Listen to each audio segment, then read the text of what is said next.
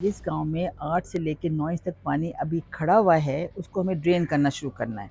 I know कि बारिश हो रही है, बड़े हालात सख्त हैं, लेकिन जहाँ पे पानी का बहाव है जिस तरफ, मैं वहाँ उनको बता रही हूँ कि आपको चाहिए कि आप खंदकें बनाना शुरू करें जो तकरीबन 4 फुट चौड़ी हों और तकरीबन 4 ही फुट डीप हों और 10 फुट लंबी हों। ना आपको ये करना ये कि आप उसको डिग करें इतना कि आप जो नरम ज़मीन होती है ना मट्टी वाली, उसके भी नीचे आप चले जाएँ, ताकि अगर 4 फुट में होता है ठीक है, नहीं तो 5 फुट चले जाएँ या 6 चले जाएँ। और लेकिन साथ-साथ ही ये बहुत ज़रूरी है कि खोद के छोड़ें नहीं।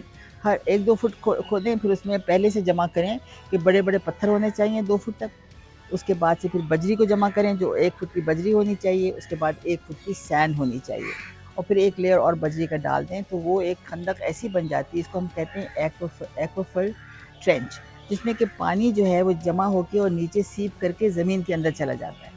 कि देखो बात ये वाली कि अभी हमें पास कोई जगह नहीं है पानी को ड्रेन करने की। और अगर पानी खड़ा रहा तो बेइंतहा मुसीबतें आएँगी, इतनी बीमारियाँ होंगी, इतने लोगों की अमवात हो जाएँगी कि हमें अभी से तैयारी करनी है कि जो अपने अपने गाँव में ये शुरू कर सकता है। जहाँ बहुत ज़्यादा पानी है अभी उसका कोई सॉल्यूशन नहीं है। लेकिन जहाँ पानी कम है वहाँ पे क्यों लोग जो है वो इस तरह से उनका हाल ख़राब हो। और अब मैं बहुत सारी चीज़ें जो मैं समझती हूँ हम कर सकते हैं। अब अगला जो हमारा साल है, अगले अगली बारिश से पहले पता है ये साल है या 8 महीने जो भी हमें मिलता है, हम अब लग जाएँ इस काम के अंदर कि हम लोगों के लिए हम करें तैयारियाँ कि भई जब सैलाब आएगा तो ज़मीनों को हम कैसे अभी से तैयार करें। हम बहुत सारी ट्रेंचेज़ बना दें, हम एक्वाफर वेल्स बना दें, तो लिहाज़ा मेरे ख़्याल में बहुत कैपेसिटी है हमारी ज़मीन में जो कि उसको जज़्ब करे, क्योंकि पहले जो हमारा लेवल था पानी का, वो एवरेज का 20 फुट था, अब वो 120 फुट हो गया है, क्योंकि हमने ज़मीन में पानी डालना छोड़ दिया है।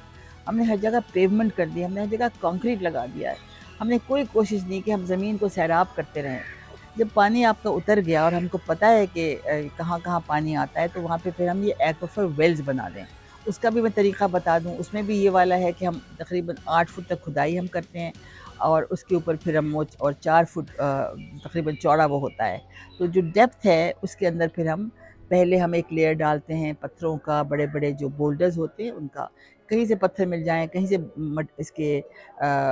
जो पक्की ईंट होती है उसके टोटे मिल जाएँ, वो जमा करके हम डाल दें और उसके ऊपर फिर बजरी डाल दें तह, उसके ऊपर फिर रेत की तह डाल दें। तो क्या होता है कि पानी जो है चारों तरफ से आके उसमें फ़िल्टर होके नीचे सीप करते-करते बिल्कुल ज़मीन के अंदर चला जाता है।